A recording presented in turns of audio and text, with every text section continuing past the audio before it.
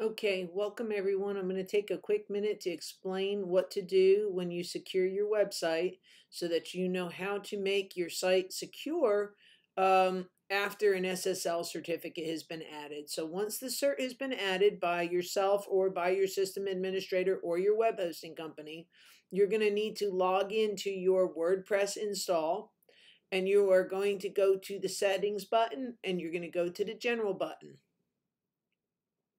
And when you do that, you'll notice that there's two lines here that say WordPress address and website address. You're going to put the S in right here. You see this site is already secure, so it's there already.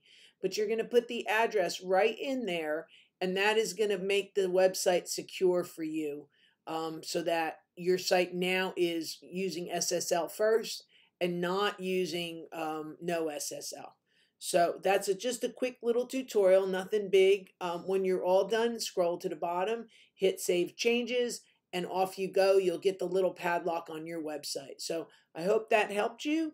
And if you have any other questions, of course, give us a call or send us an email at techsupport@actwd.com. Thank you.